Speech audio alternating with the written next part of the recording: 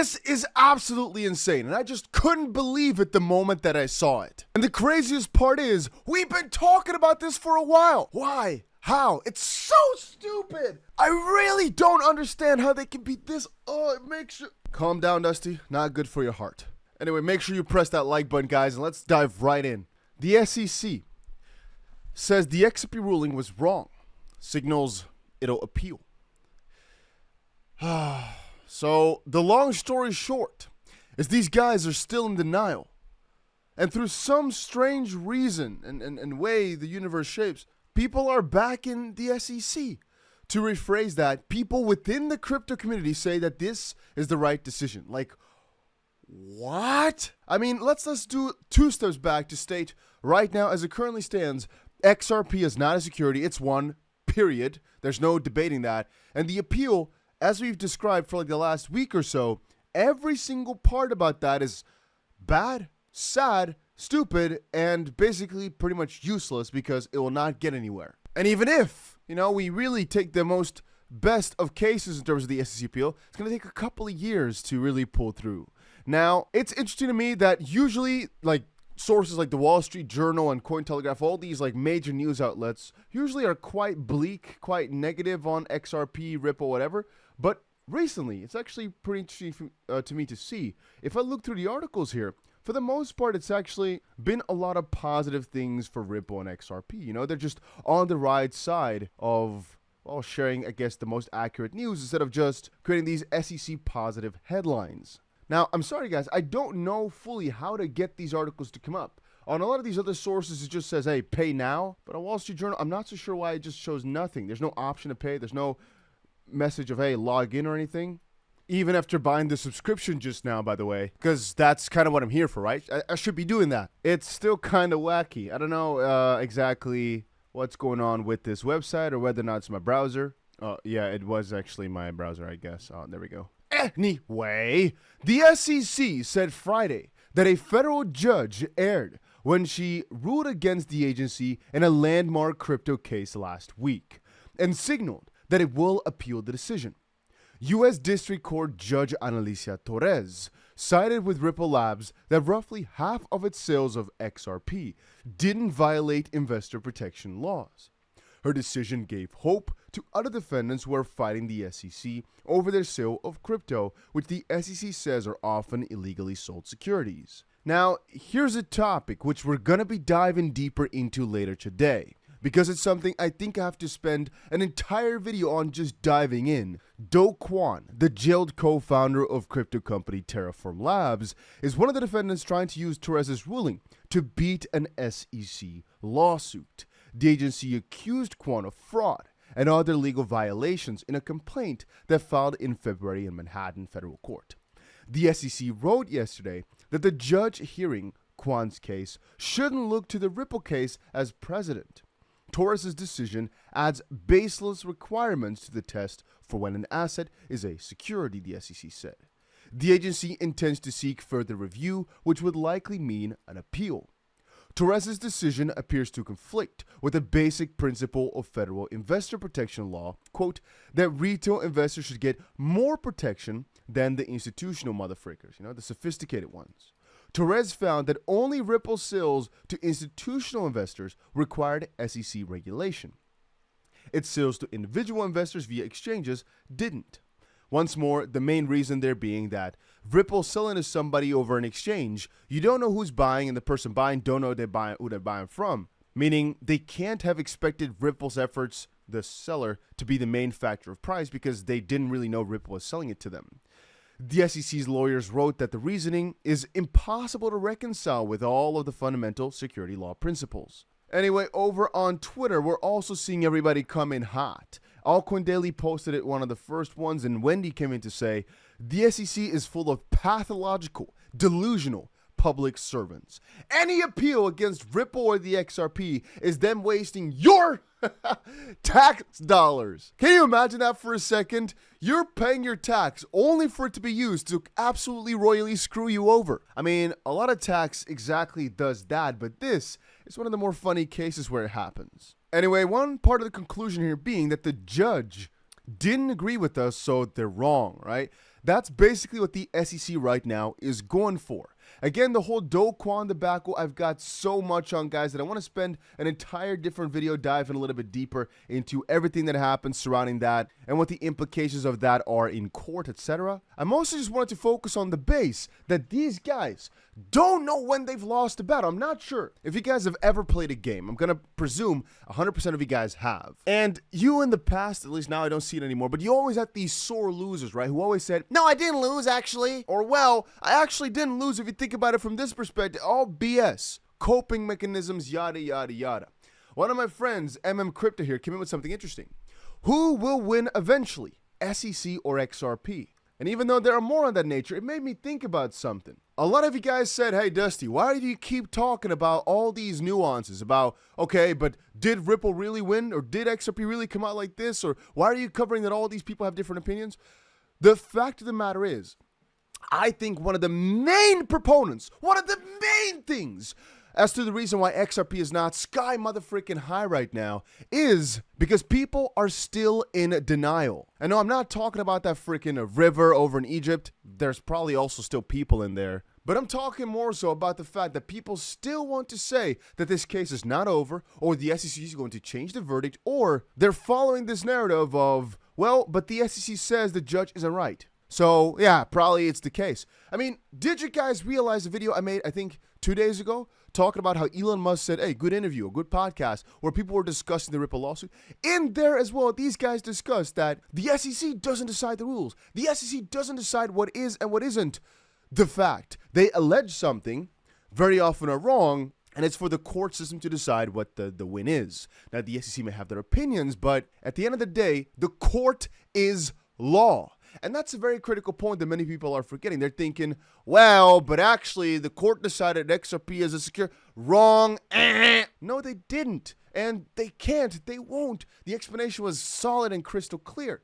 Now, one thing that might become apparent is that more regulations are necessary, which I'll be covering in another video today as well. Exactly what's happening on that front, as there's a lot happening, a lot is changing, because it's all becoming apparent now. There's a bigger pursuit after Gary Gensler, mostly after the Ripple case. It started a whole freaking snowball effect of all these different regulators trying to hop on in and get votes. That's one part, but also to have their name on the bill, but also to finally try get something done, because before they didn't really have the power. But right now is the time, for the first time, where the SEC really lost, and it's some progression for crypto, that they can actually start building on this to change something about the situation that we're in. Because if it was only up to the SEC, we'd be in exactly this situation right now 55 years from now. It'd be like, well, we're soon going to be looking at crypto further, but it's pretty clear that all that type of BS, because I mean, they've been around for so long. They've investigated crypto for nearly a decade, and basically nothing has changed. And I have so many cool things and cool questions to show you. Like, for example, this, right? If we really start to extrapolate things within the SEC, within the conflict of interest, or with keeping conflict of interest in mind, keeping all these guys and their allegations, etc. in mind, please listen carefully, guys. And actually, before I do this, if you're still looking for a crypto exchange to trade on, make sure you check out my two main exchanges. These are the exchanges I use the most, and so I'm also sharing them with you guys. And you can also get some very nice prices. BitGet is an exchange where right now, for any single step that you take, basically, out of this little list here, you can get yourself spins, and these spins can just earn you some free, juicy rewards, absolutely for free. And I thought a lot of you guys like that. At least that's what I've noticed. And then the other one is over on Bybit, which is an exchange where you need to KYC. On BitGet, I believe you can just sign up, use a VPN, etc., claim some of these rewards. On Bybit, to get this $1,125 trade in XRP for free, you need to KYC, you need to get yourself a proper account. Bybit is the exchange I personally use all the time, but people in the US can't use it. Then again, it's my favorite exchange in the world right now. And as I said, I put a lot of money in terms of budget in here. You can see only 0.08% has been claimed. That's sometimes what you get when you put a frick ton of money out there. I kind of expected people to go wild, but it's been pretty easy. You know, there's been a couple people that claimed it, but that's how you can see. If only 0.08% has been claimed, you can imagine just how much money I put aside here. Of course, in collaboration with Bybit, to give to you guys to hopefully start your trading careers. Because again, it's an XRP trade, $1,100 you can make for free. But both of these links are down below. Like I was saying, if we keep conflict of interest and all those things in mind, it's a good question. Digital Asset Investor said this. Attorney question. If A16Z Crypto Fund 3 which was investing in crypto assets, received those assets from the token issuer. Is this a violation of security laws per the Ripple ruling? If yes, does this mean Bill Hinman, who made sure the Ripple lawsuit was filed, has been violating security laws as determined by the same lawsuit? And then the three most important parts here are the Crypto Fund 3. They're expanding their team to provide unrivaled regulatory and operational capabilities alongside their crypto native data science and research services. Then you can see, hey, A16Z, Bill Hinman is joining the team. And then you can see we've been investing into crypto assets for more than a decade and are excited for what's about to come. But you have to understand here, this would then basically mean, for as far as I can read into it, that one of the guys, Mr. Bill Hinman, that made sure that XRP got sued, who basically knew, following his own opinion, that Ripple sold investment contracts, is now with a company that he knew, if you think about it then, also violated the law, especially if they're so professional and they know what they're doing and everything, that these guys then willingly did not abide by the law. And the same thing for how does it work with these companies? I mean, what if they knew everything going into it? If all the rules were clear following their own opinions, were they then also in on all these violations? And I mean, I talked to you guys about it before, but let's say an institution bought XRP really cheap from Ripple. Right now, there are massive amounts of profits. Who exactly do then the proceeds of all these violational monies go to, really? Who are the victims? It's the retail yet again, right? Let's just say Ripple sold $700 million to institutions in 2013. It's way back, but still. That means that those guys bought at 0.001, whatever, a dollar per XRP. Right now, let's just say the $700 million has turned into so much money, but the $700 million is like Ripple's problem there, how much money they made from illegal sales. Those funds knew it, but they did it because they knew they were going to make a ton of money. So isn't it then up to the funds to, that they've done a wrong analysis, so they should be fined? Or is it up to Ripple because they made the other side tons of money? But then exactly who gets the fine? Is it the guys that facilitated? Well, yeah, I guess Ripple's the one that should be fined, but who really is the victim except for the people that got dumped on if these guys actually ever sold? Or is there a rule which states if you've made a ton of freaking money, you're not going to also get a reimbursement? Or is the reimbursement only to the SEC, basically, that goes back into the Treasury? Or how does it work? If so, then how is anybody being saved if the money just goes back into Treasury? What's the point of it all then? Just to fine Ripple? But then if these guys were to actually have lost money, then it's just like a whole nothing burger of, hey, he scammed me. And the SEC's like, yeah, so we take those proceeds now. Like, what? You know what I mean? I've been thinking about that for a while, but I don't know the answer. I'm not a lawyer. And it's also interesting, it's the same part, but still.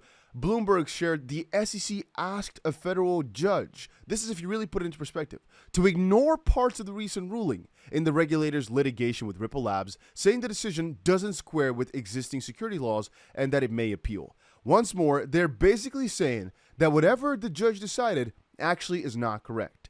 It's like Charles Gasparino from Fox and guys in that nature of just being in denial. I don't know how to describe it better. These guys just do not want to accept the reality of things, and it just keeps getting vaguer and vaguer when you start thinking about how Jake Clayton all of a sudden changed his mind so much, where I keep thinking, did he do that because of his career?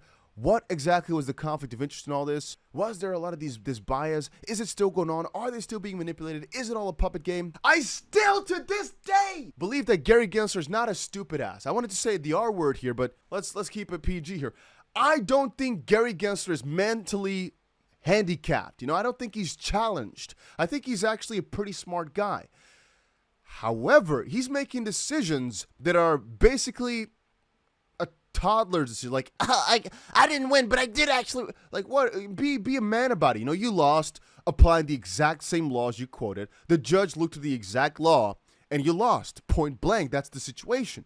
Oh, I want to appeal. You lost, though. You lost. That's it. There's no debating this anymore. Following the law that you quoted, you were wrong. And right now, like I said, everywhere in Congress, in all these different parts, all these different committees, they're starting to realize this, that the SEC is not suitable to the job. They're not suited, at least not on their own. They don't deserve all this authority, like the judge said, but the SEC is trying to get that authority back. And guys, all I can say is, let's keep talking about this. Let's make sure these guys don't claim their power back. I know. They're not going to get it because the judge has a freaking hard-on for, in some way, shape, or form, giving the SEC schlaps At least it seems that way, because the judge is not budging at all. I think she also, even in the Coinbase case, by the way, that judge also, they don't like the way the SEC does their business because they're not trying to strictly follow the law. They're trying to make their own rules, trying to make their own conclusions, and pressure others into abiding. Like, for example, here, they're saying to another judge, better not to look at those rules because, they're going to be overthrown. That judge is stupid. Judges don't like that. Can you imagine how pissed you would be as a judge when a party that just lost tells another judge that they shouldn't care about what you ruled? I would be furious. Oh, that would be so funny. Oh, but this is going to be a very, very interesting story developing from right now. But again, I'll be covering it a little bit more in depth later on because the whole Do Kwon case is actually a whole... It's such a new iceberg of sorts. But yeah, a lot of cool stuff is coming out later today, guys. Make sure you stay tuned for that. And let me know what you think down below. But as I said before, guys, make sure you put the notification bell on for in case something crazy happens later tonight. You want to be notified. That's what I always say. And that's about it.